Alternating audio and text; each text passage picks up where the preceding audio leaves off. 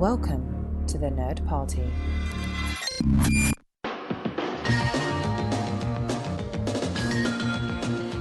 Hello and welcome to Great Shot Kid, the podcast on the Nerd Party Network that focuses on the technical and inspirational sides of the Star Wars galaxy and the creators that put it together. I'm John. And I'm Mike. And this week we decided to give you guys a little bit of extra study time. Last week we said we're going to jump right into 21 Jump Street and Ron Howard's The Paper to compare the styles of Miller and Lord and Ron Howard, since, you have the shake-up on the Han Solo movie. But we're giving you all an exam extension, more time to look at those films, so that we can take a look at a topic this week that I think is overlooked, very much overlooked, especially in the context of discussion of changes to the Star Wars films. Everybody talks about the original trilogy changes. Some people can't stop talking about them. It becomes an obsessive thing for fans. Not saying that's good or bad. I'm just saying, all of us seem to fall on a certain scale of archivist. And we, there are some great sites doing great work, doing side-by-side shots of 1977, 97, 2004, 2011 to show all of the things that have been altered or changed or updated or affected by the transfer sequence. So instead of talking about the original trilogy, we this week are going to talk about changes to the prequel trilogy. So I guess my first question to start it all off with us, Mike, is when you saw the home releases of the DVD releases of The Phantom Menace and Attack of the Clones and Revenge of the Sith, or even the video releases, did you expect changes? Did you hear about changes? Was there anything that caught you off guard about those releases? Well, I think with the DVD release, it had been discussed, and there was some talk that there were some changes made to it. And because of that, I was kind of like anticipating those and certainly curious to see what they would be. For the DVD release of Attack of the Clones, I knew that there were differences between the 35mm prints and the DCPs that went out. And I also knew that there were differences beyond just the cutting of scenes and the changing of aspect ratio to the digital version of Attack of the Clones and the IMAX version, which was released later on that year. So I was curious to see what would happen on the actual DVD. But I knew that it wouldn't be the same as the 35mm, version. For Episode 3, I was very much surprised that, aside from one wipe, which I was unaware of, there weren't any changes to it, because I just assumed that, like with the other two movies, like with the other, actually all of the movies except for Jedi, I'm pretty sure, he would continue to tinker with things, as, various platforms came down, the pike in terms of finishing and stuff like that, So yeah, actually, he did change Return of the Jedi in 1997, I guess, but not in 83, I don't think. So no, Jedi did get changed for the Blu-ray. Yeah, but but like Star Wars and Empire, the 70mm version is different from the 35mm version. Okay, yes. And all that stuff. And that, to me, I think is a more direct correlation between, what's going on with this and what's going on with those. Not so much the changes that were made to the special edition, where it's technology has changed and everything. These changes to the prequels are much more sort of okay, we've got a little bit more time to sort of finesse some stuff. I mean, with, I think, one major exception, which, I'm sure we'll discuss in episode 1. But for the most part, I think it was just kind of I didn't have time to finish the movie, but I didn't have to have the DCP done quite as quickly, so I can, change a few shots here and there and tweak some things, Yeah, I remember when the home video VHS release of Phantom Menace came out, and everybody knew that the pod race was going to get extended for that, and that was something I was actually looking forward to. I was like, oh, cool, because I thought there were, showing Anakin being able to repair his pod racer, while he's going up against the other racers and keeping his cool through all of those things, I thought actually spoke a lot better than just running around a track 3 times. It showed Anakin having some technical prowess and an ability to keep his head, something that's like way beyond what you would expect a 9 or a 10-year-old kid to do. So that change I enjoyed. But what I noticed about the VHS version, and Lucas notoriously was fighting releasing on VHS. He said, VHS is dying. I don't want to release it before DVD.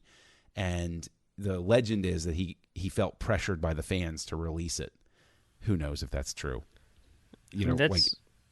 It's highly unlikely. He probably knew that he'd get the money so that he could make the changes to the DVD version if he released the VHS. Yeah, I mean, that seems really weird to me because for years and years and years, the big question was, when is this movie going to be released on DVD, And it was the type of thing where they kept on saying, like, we want to wait until the market has, saturated to a certain level and stuff like that. And, I mean, that to me was kind of weird. And, yeah, the VHS release, I mean, that was, 99 was, kind of a time when we were definitely in transition from Laserdisc to DVD and VHS to DVD. And, there were a lot of movies and a lot of studios or whatever that were sort of still on the fence one way or another. It really came down to kind of like who was releasing certain things in terms of determining like what would be, on which format.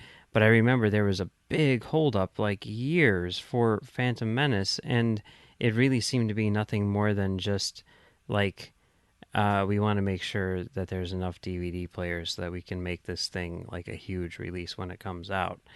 But, the VHS thing, like I remember it really kind of hurt me a little bit because, while the world was in the process of leaving VHS behind, I had left VHS behind like a good 3 years prior and moved on to Laserdisc, and yet they never released a Laserdisc of Phantom Menace in the U.S.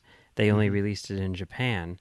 So I had to take a step back in terms of my technology for Phantom Menace and actually buy the VHS instead of the superior disc-based formats. Well, what drove me nuts, I'd be curious about the Japanese Laserdisc, because one of the things that drove me nuts about the home releases of Phantom Menace for a very long time was that the framing was like they had zoomed in and the edges, and I knew because the one shot, like I remember watching the whole thing saying there's something off about this picture. There's like something off on the edges. There's stuff I know you can see here. And the final confirmation for me was very late in the film when you couldn't see Rick McCallum and Ben Burt on the right side of the frame. And I was like, I knew it. I know that those guys are there. I can see the tip of his nose right there. And I know I saw him in the movie theater. And they confirmed that later, I think, with the Blu-ray release, where they said there was the way that they did the transfer, it had to zoom in for some reason. And so the Blu-ray, I think, is the first time the full frame is presented on home release. Yeah, that's weird. I mean, that was like a pretty common thing back in the day with like Laserdisc. Like, in a lot of ways, like, the quality of a transfer was judged by how accurately they got the framing on the thing, which should be super easy. But I think probably what was happening back then in a lot of these instances were them basically just saying like, boy, that's a really small picture on this 19-inch TV. Like, let's zoom that in a little bit, so it's not technically pan and scan, but at least people can kind of see what's going on.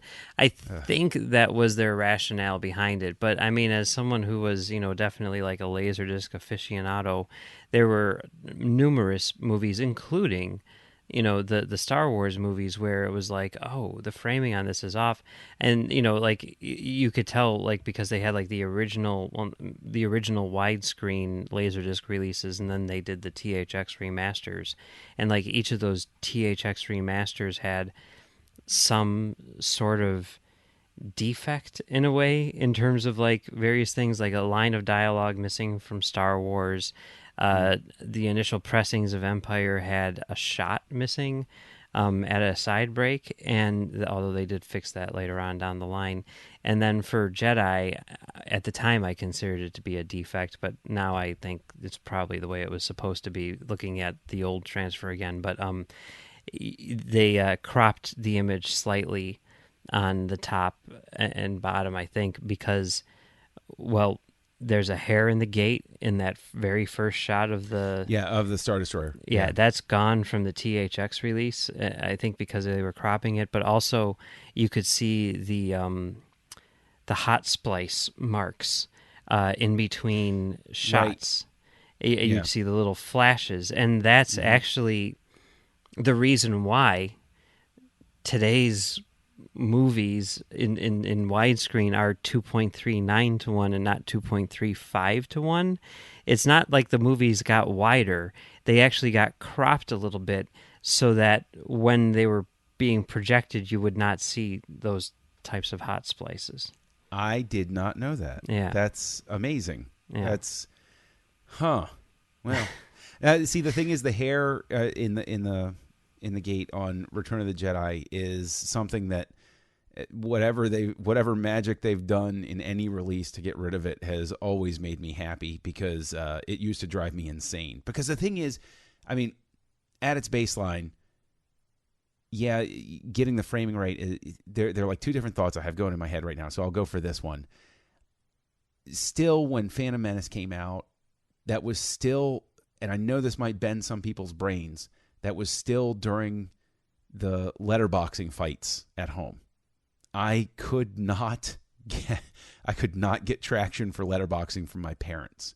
My dad knew it was better, but he just straight up said, "I just want to see it take up the whole thing." I was like, "No, but it's better. It's showing the way that the film is." And he said, "No, I don't want to go for that." And my mom just had nothing to do with it. There was nothing to do with it. It's so different nowadays because you have the big, flat screen televisions that are 16 by 9, so the letterboxing is not as noticeable and those sorts of things. And it's such a different time.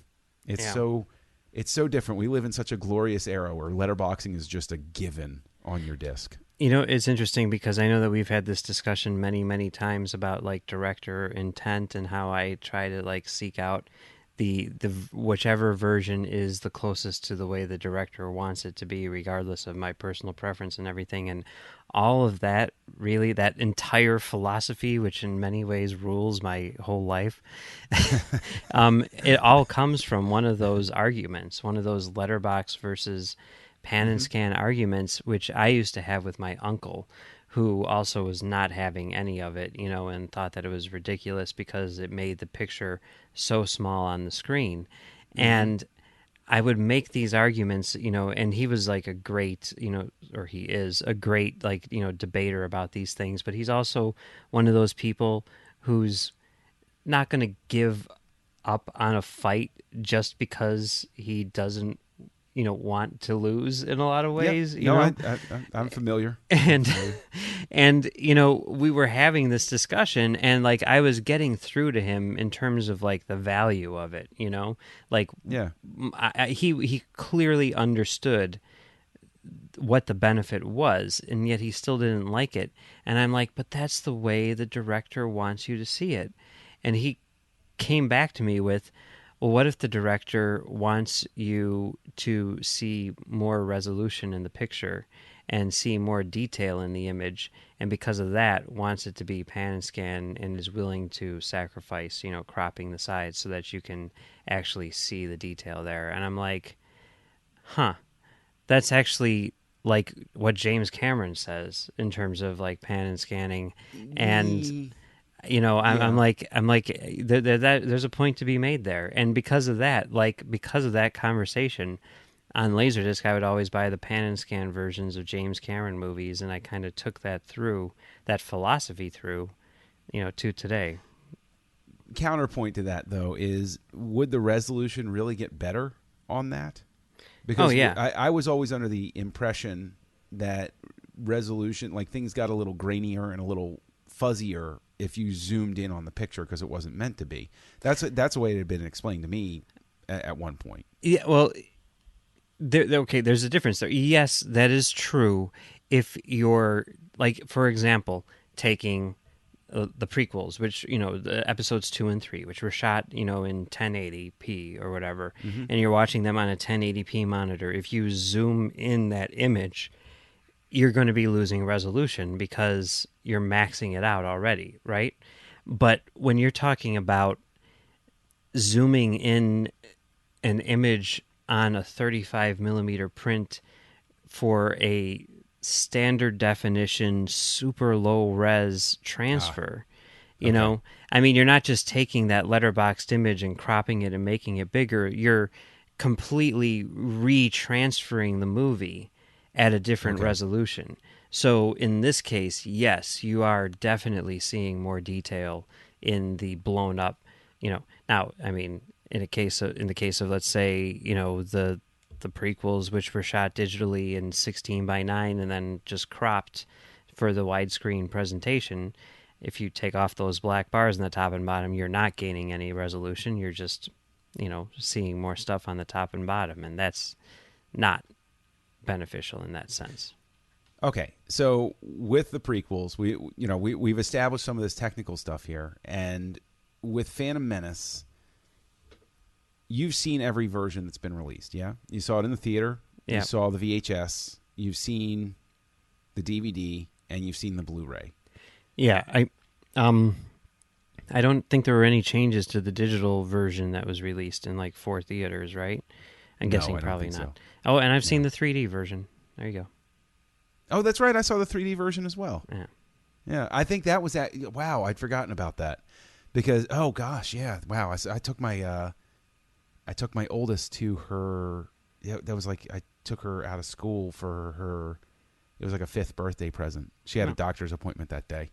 I said, "Hey, let's go see Phantom Menace with Daddy." That's like, cool. Okay, cool. Yeah, and she wore a little purple shirt that had cartoony Princess Leia and Darth Vader, and just said "Daddy's little girl." Oh, So that's cool. I think it was pretty neat. I was like, "That's my girl." We were one of about only us in the theater when we saw it. Yeah.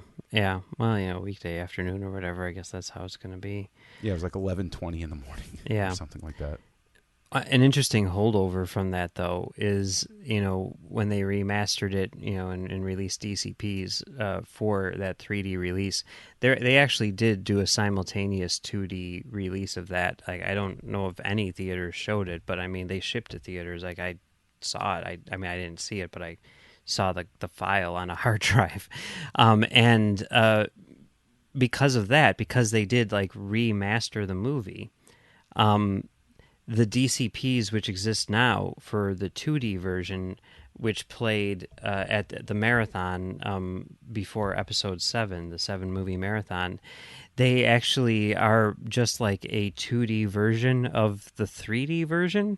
Mm-hmm. So because of that, the Lucasfilm logo at the beginning, which does the weird, like, 3D coming at you, Lucasfilm, like, it does that. So it has, like, this weird, like, drop shadow thing, and you're like, that's an interesting choice. Why does it do that for just this one movie, But that's the reason, yeah.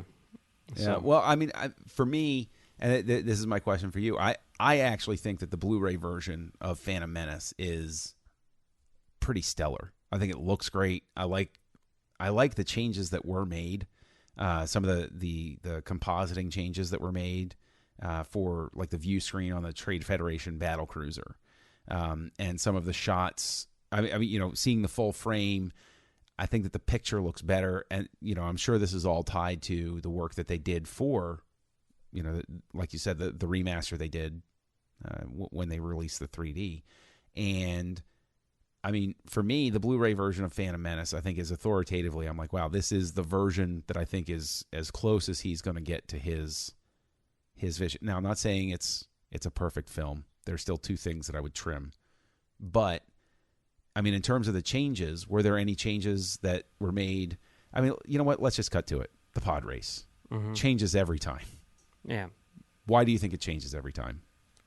I think because he keeps on looking at it and seeing like a little thing here or there that he's like, I wish I could just change that one little thing, And then he does, I mean, he's talked about how he's like an editor, by nature, right? Mm-hmm. And most of these changes are like editorial. So I can totally see him like editing something and then going like, yeah, that's good. And then like watching it with an audience, all this stuff and being like, I'd add that little thing there. So when it's Yeah. next time comes around or whatever, he's like, add this thing in. Or probably, I don't know. I mean, I honestly don't know how these work because obviously it's like, shrouded in secrecy. But the way that this information kind of like leaks out here and there, I get the impression that he was kind of just saying like, okay, guys, just do this for me. And they would be like, okay, I guess we're doing that today, even though there's Yeah. not going to be another release for like 3 years or whatever. It's just like he sees something and he's like, let's just fix that right now. And then it'll be there for when we need it. You know what I mean? Yeah. So I get the impression that that's kind of like what happened, and then he would watch it again, on the DVD or whatever and be like, oh, but I would add that one more shot. Just add this one more shot. Like Yeah. that's the impression that I get for that. And I mean, is it better or worse, the pod race being longer? I mean, it's kind of hard for me to actually say because there is such a gap in terms of like when I've seen the various versions. Like I've never done like a side by side comparison. Right. I'm going off of memory and like things that people are pointing out to me and stuff like that, and my feeling is that it drags more now. Now I don't know whether or Yeah. not that's because I've seen it a million times or whether that's because it actually is longer, but my impression is that it drags more now and that it would be better if it was a bit tighter. But if I were to see like specifically shot by shot comparisons, I might be like, oh yeah, that's a good beat. Maybe we should cut out another beat earlier in this thing or something along those lines. Yeah, I mean, for me, the pod race, I really enjoyed it theatrically. I enjoyed seeing the extra stuff on the VHS, and then it's been tinkered with. The reason I've always liked the changes and the additions, and I'm pretty sure the Blu-ray runs less than the VHS, which ran more than the DVD. So the Blu-ray is sort of like in the middle in terms of what's added and what's left out. And the reason I've always liked the changes is because the stuff was always more going on in the crowds, more flavor. It wasn't just the vehicles. It was, showing the vehicles go by and then showing a guy selling, a rack of animals to eat in the stands. I like that stuff. I think that stuff gives it real character and makes me more invested in the world. I'm having more fun because it's really communicating that this is, like a family sporting event. Oh God, our hero is in danger, but I think that, nobody in the audience, everybody in the audience knows Anakin's going to survive this thing. There's no tension about him blowing up or there being a failure that sets them back. So why not spend the time to establish some things and give some, some crowd flavor and those sorts of things in order to acknowledge, yeah, we know he's in danger, but at the same time, we're going to enjoy what we're here for is to enjoy what's going on, not try to trick you that Anakin's going to die right now. Does that make sense? Yeah, no, I see that.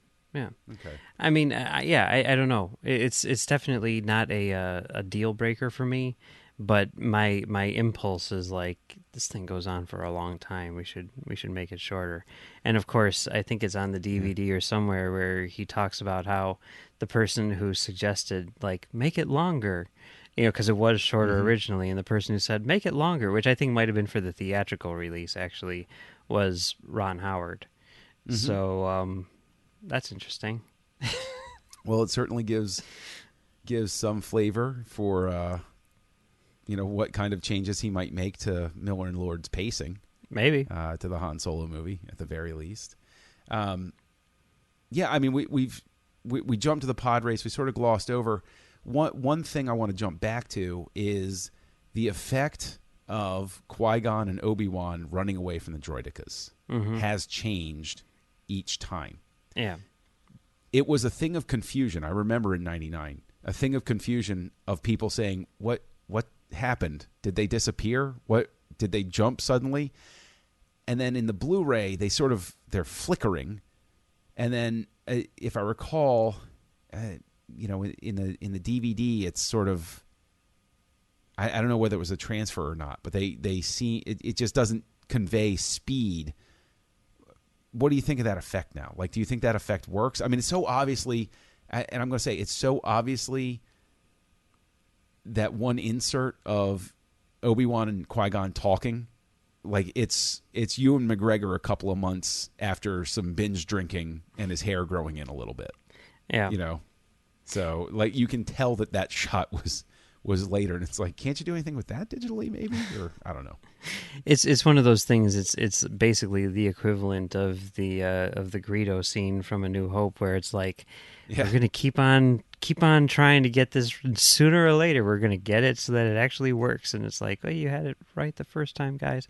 But no, I mean, I think with this one, they didn't have it right the first time. I think I remember seeing it in the theater and thinking like, what did they just? Because it really does look like someone is just like putting them in, fast forward, right? Yeah. It doesn't actually look like someone, and I'm like, they're supposed to be. It wasn't like until it was explained to me that it's like, oh, they're running fast because they're Jedi, like that does not read at all. And I think that I don't know what the solution is to that. I don't think that there is necessarily a good solution. I think that it's one of those things where it's like on paper you say, well, they run faster because they're Jedi.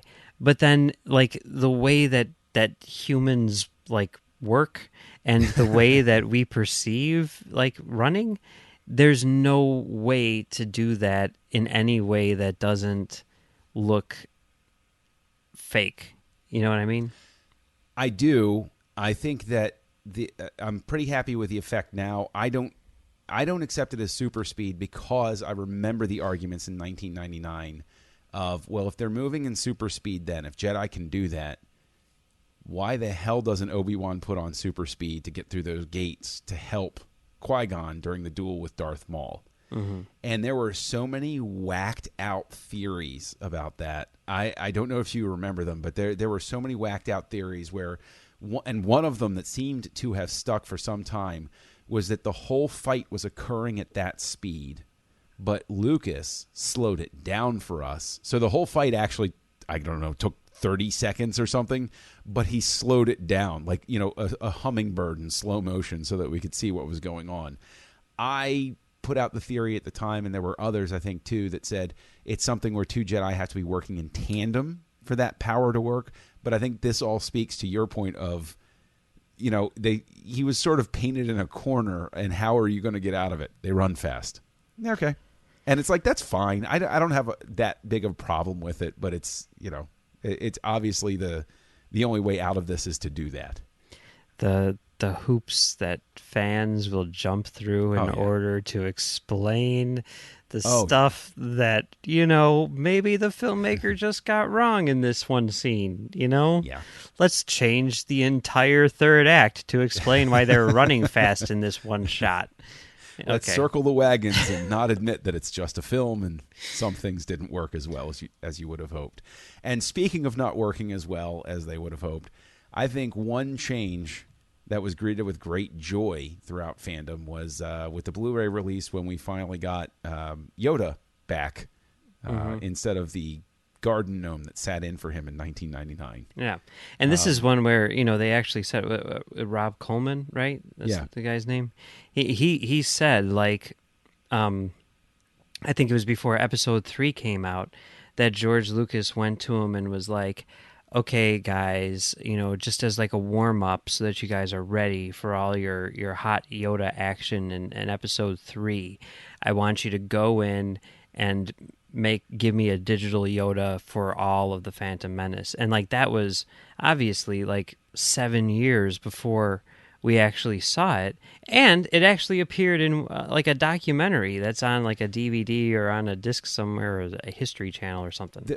There was actually one thing where if I recall correctly, Coleman did to prove to Lucas that it was a thing they could do in the first place was he digitally replaced Yoda in a shot from The Empire Strikes Back. Oh, okay. Where he was talking.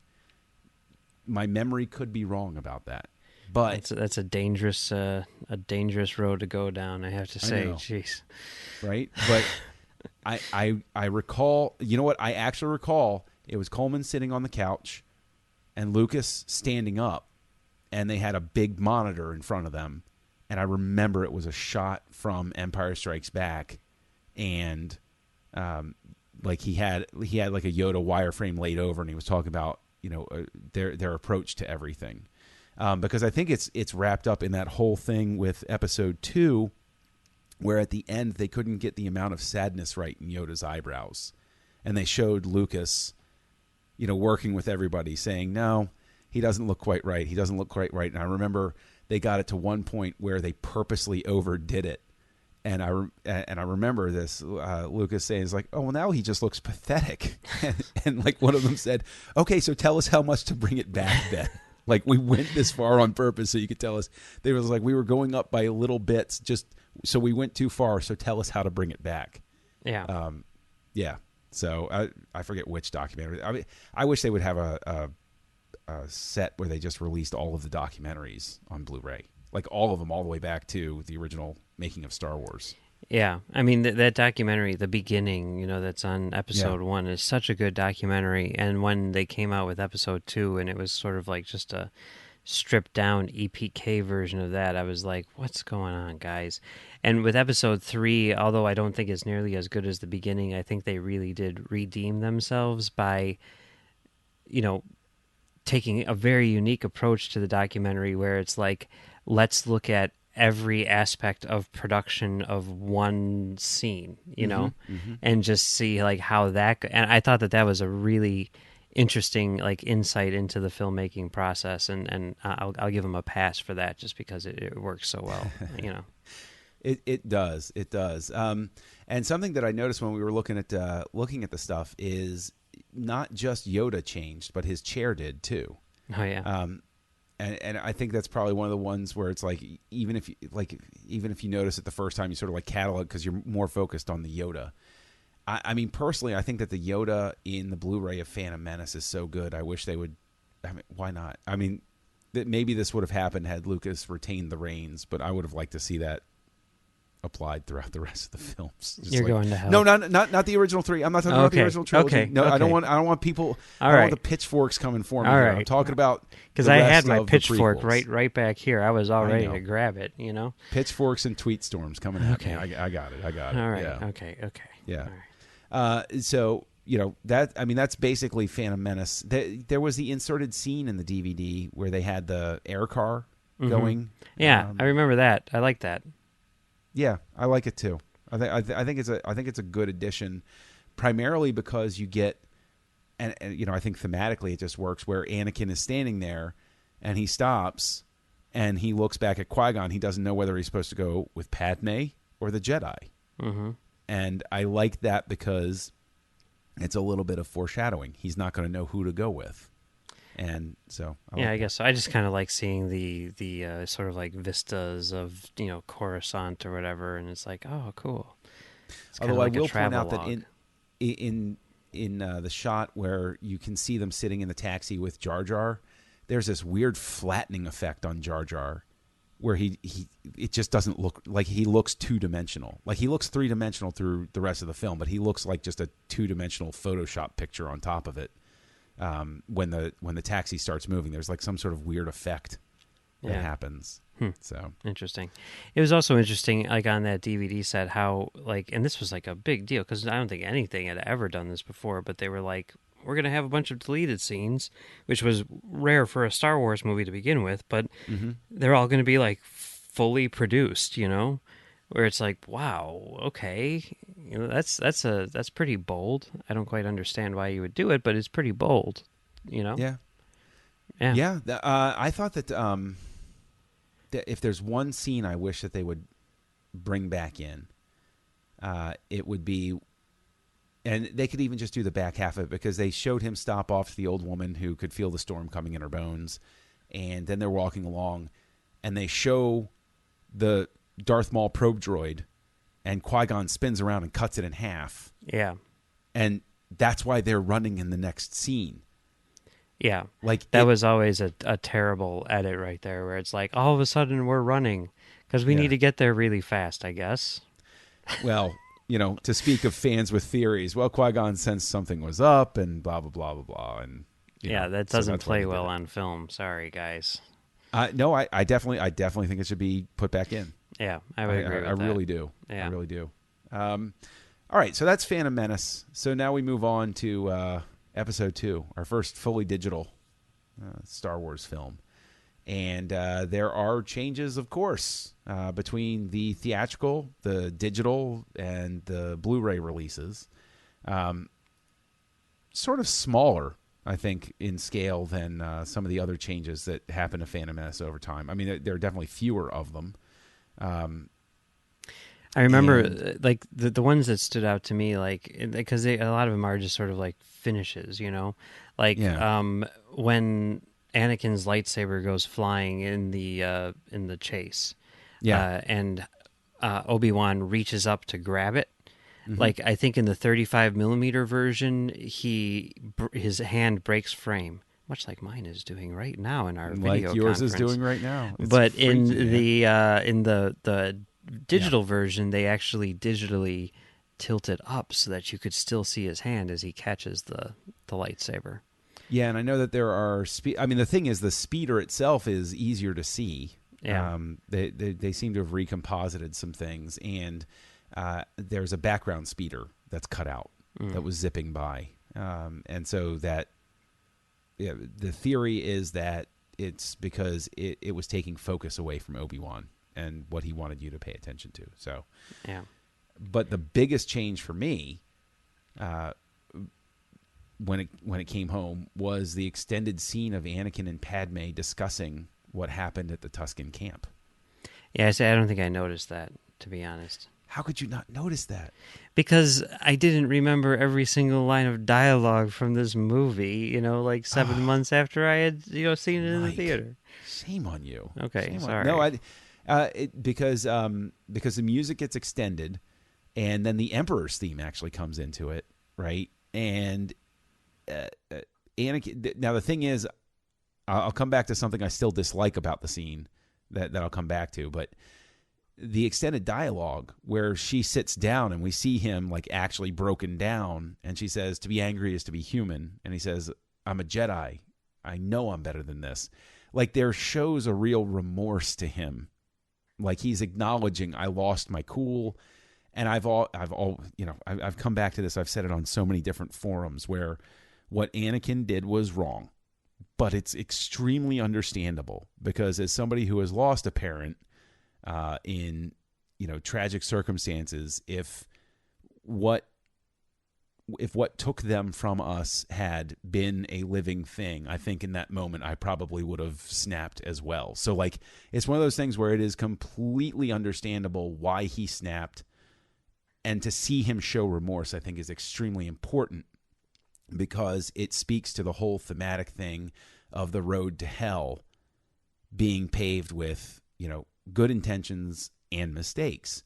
And for Anakin to acknowledge that it's a mistake, that this is not who he wants to be, I think is an important thing. I think it's an important exchange for them to have. So, I mean, that's me. I'll tell you one line of dialogue that I do remember being changed in that movie, which I saw in the IMAX version first. Oh, yes, I know. Go ahead. Uh-huh. When Padme falls out of the ship, and the clone trooper goes up to her and says, "Are you all right?" In the original version, she goes, "Yep."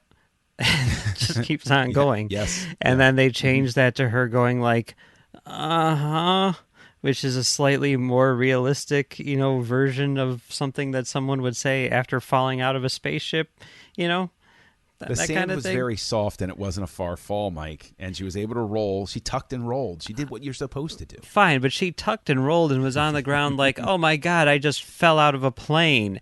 And then when someone was like, "Are you okay?" she's like, "Yep." And I think very wisely they changed that little line of dialogue. On the IMAX screen, I believe, I seem to remember still seeing her mouth the word yes, even though they changed the dialogue. but that was maintained in the DVD release, which made me happy. I want to say that with that IMAX release, one of the worst things that happened was some of those shots where they pixelated when they blew it up and zoomed it in. Yeah. That Jawa sandcrawler scene, I remember seeing the pixelated edges on that, and I was like, ugh, that's awful. I mean, because even now, like, even 2K, is a higher resolution ever so slightly than what we saw in those prequels, which were 1920 by 1080, and you blow that up to IMAX, and there were no fake IMAX screens back then. They were all real IMAX screens on real 15 perf 70 millimeter film. And when I saw that up on that massive screen at Navy Pier on opening day, I was like, wow, this movie looks like total garbage. I mean, they had cropped it or, opened it up depending on the shots and how many effects there were or whatever, recomposited, whatever, to make it like, I think probably 16 by 9 instead of 2.39 to 1. Mm-hmm. And then because at that point in time they hadn't quite figured out a way to fit that much film onto an IMAX platter, they had to chop it down in order to get it under 2 hours, which I think actually helps the pacing in some scenes. Like, there are some moments where people, point to in that movie and go like, this is the worst thing ever. How could they think this is okay? This is so cringeworthy. And like, they cut those moments out, and I think it actually plays better. I mean, there's some stuff that they cut out where it's like, okay, that should still be in. Like, this is feeling like really rushed here. But like the stuff where like Padme and Anakin are like frolicking, like I think if they had maintained that like cut of it and like stuck that into the DVD, I think actually people would like the movie a lot more than they do now. I got no problem with the frolicking. For anybody with a dead heart that's listening right now, it's fun.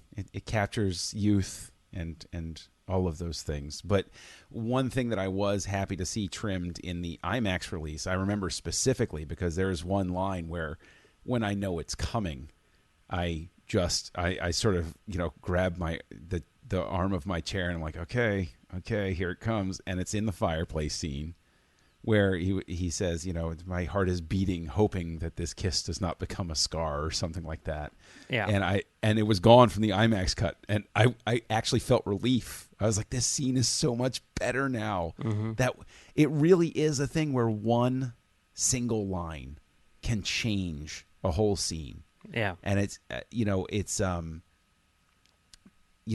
mean, it's cringeworthy, but for me, it's not cringeworthy because it's bad per se. It's cringeworthy because I remember being that much of a fumbling boob when I was trying to date girls back when I was like 16 years old, like trying to be all Mr. Romantic Poetic. And if I wish I could cut some of the dialogue I've given in life, out of things. So yeah, that's fair. Yeah. Yeah. The other big thing, I guess, which was changed for the digital release is one of the very last shots of the movie, which was of his hand, where in the digital version she grabs it. I had the good fortune of seeing both the film and the digital releases when it came out. Yeah, and I remember seeing that, and I was like, oh wow, cool. And the thing is, Lucas points to something, in the DVD commentary, the sparks on Jango Fett's backpack. Yes, there's that too. The rocket pack seem to. He says he's actually caught by surprise on the DVD when he's watching. He goes, "Oh, we did this for digital. Oh, okay, you managed to get it for this release." Like it was one of those things where he didn't know which tweak was going to make it. But the extra sparks are supposed to indicate that he's trying to take off, and when Mace Windu cuts him down. And severs his head. And when he cuts him down, I think there's a little change too, if I'm not mistaken, where as the head goes flying and the mask goes flying in one of the later releases. I don't know if it was the digital or not, but it's very, very quick. It's only a few frames, but you can see the shadow of the head falling out of the helmet. Yes. Yeah. I think that's great. Yeah. I truly do.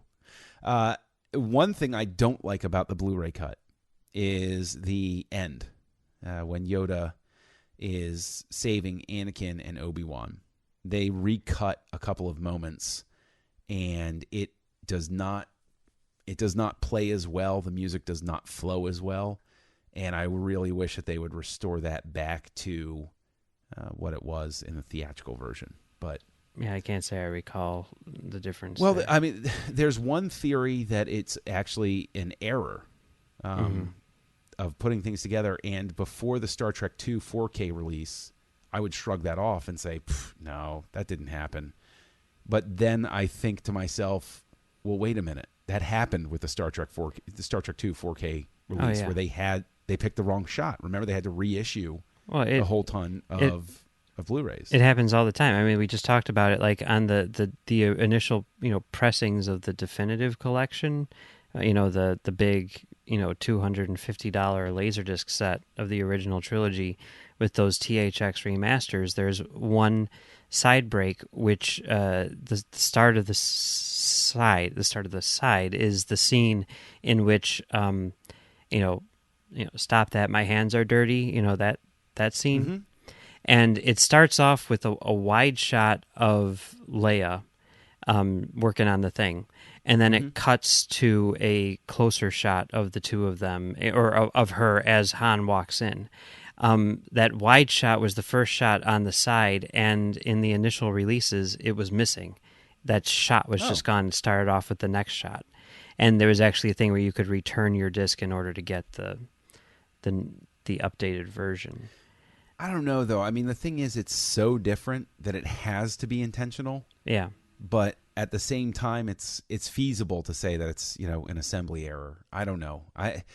It's one of those things where I was so happy with the end of Attack. Like, seriously, for quite a time, if I needed to relax, just sort of like take the edge off, I would start with Mace Windu's foot entering frame on Geonosis, and from that point forward, so far as I was concerned, the film was absolutely unassailably perfect.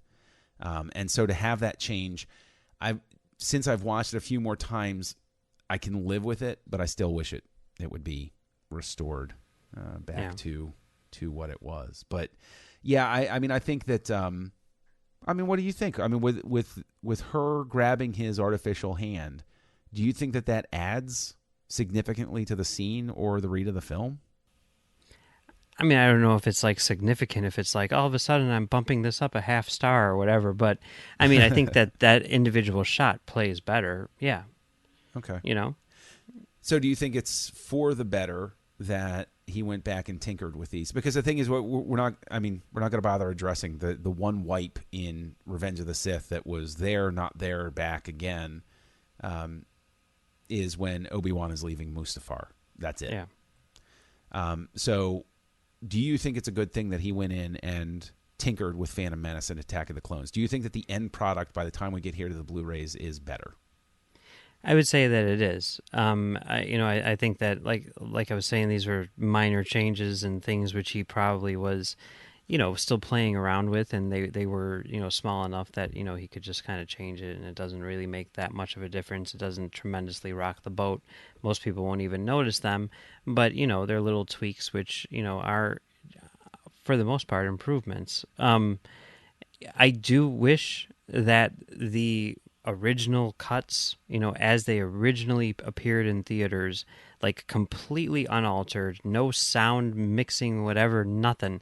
I just wish the very original cuts that were first shown in theaters were available, just if for no other reason, so that we could compare and see how he changed these things, and Sure. Maybe get into like the nitty gritty and try to figure out why. But that's my only real complaint in that area.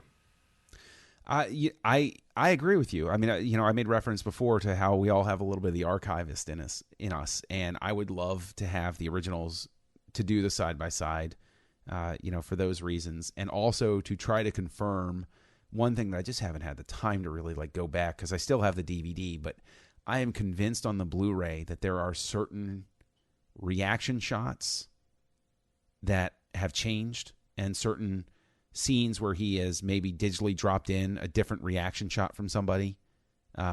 Like especially Panaka, some of his reaction shots seem to be quicker. Some of the dialogue seems to play faster than it did originally, but I would have to go back, to confirm that. So, yeah, I mean, I think the Blu-ray versions are Attack of the Clones ending, I've come to live with it, the change that was made, but I think Phantom Menace is pretty much substantially improved from what I remember of the theatrical cut compared to the Blu-ray, and I enjoyed Phantom Menace to begin with, so all the better. So I mean, is there something that we missed? Is there something that you disagree with? Is there something that you think we're just absolutely nuts for harping on or paying any attention to at all? You can reach out to us at thenerdparty.com/contact. Look up Great Shot Kid and drop us a line. You can reach out to us through the network Twitter account at Join Nerd Party. We're on Instagram, The Nerd Party, Facebook.com/The Nerd Party. And nerdparty.com is home to a whole raft of shows. SETI Alpha 3, Nerd Nuptial, Owlpost, Aggressive Negotiations, Missing Frames, Pitch It. I'm sorry, not Pitch It, Punch It. My bad. Punch It. And, we've got a lot of talent. We've got everything for every niche that you could possibly be interested in. But that's all about the Nerd Party. Mike, where can people reach out to you on the internet? Well, you can find me on Twitter at Mumbles3K, and you can also find me on commentarytrackstars.com doing commentary track stars, and you can find me on the talkfilmsociety.com doing Soderbergh 2828, and you can find me on Trek.fm doing The Edge and Stage 9 with you. Yes, with me, Stage 9, where we look at the work of Star Trek creators, and we're having a lot of fun because there is a lot of different Discovery news that's coming out, and maybe some new Nick Meyer news that we might be talking about soon. Who knows? Maybe, you never I know. always love a chance to talk about that Star Trek creator. Who doesn't? Yeah. You can also find me back here on the network co-hosting Aggressive Negotiations with Matthew Rushing. And you can find me co-hosting Words with Nerds with my pal Craig. And if you want to interact with me online, my nom de plume is Kessel Junkie. So we gave you a break. You had some extra time to study. But next week, we will be looking at the works of Miller and Lord and Ron Howard as a comparison. We're going to be looking at 21 Jump Street and The Paper. Join the revolution. Join the Nerd Party.